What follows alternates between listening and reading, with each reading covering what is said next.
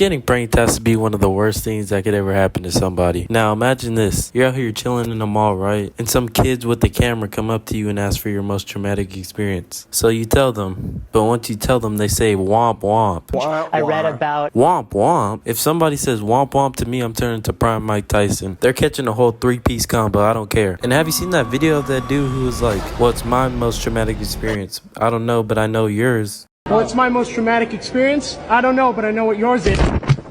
That is tough. Bro stood on business and then slapped the camera out of the cameraman's hand, and later on he showed him his bare cheeks. See, that's exactly what I would have done. And if somebody wants to fight, everybody and their mom could get these hands. These hands are rated E for everybody. I'll take on 3 dudes at one time. Pause. And have you seen those messing with people in the hood pranks? That has to be one of the stupidest things I've ever heard of. It's like somebody waiting to get shot. Because if I was really about that life and somebody pranked me and try to press me, I'm pulling out a 9 and airing the whole place out. I'm making sure the prankster gets put on a t-shirt. Bro, who thought that was a good idea? That's a great idea.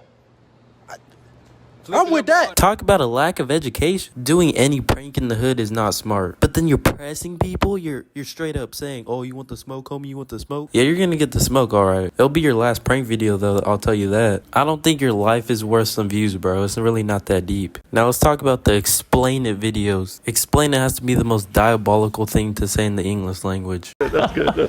Explain it. Cause they be making jokes like, why did the fish have legs? Water.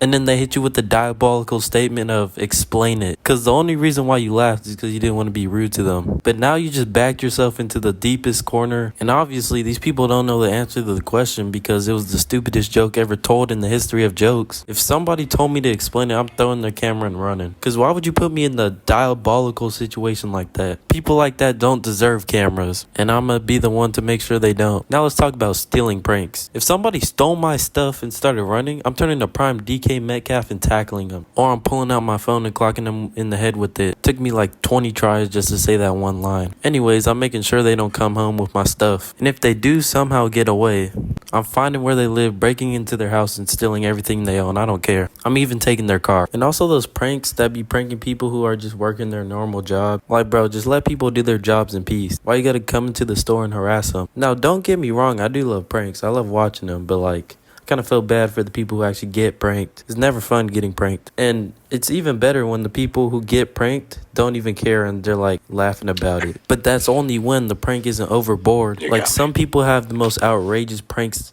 known to man. Anyways, moral of the story, if you're gonna prank somebody, at least have a wholesome prank. Also, don't forget to like and subscribe. I'm a much better See ya. person today than who I was, and I'd like to prove it by expressing my gratitude with a heartfelt hug. Well, you only need the light when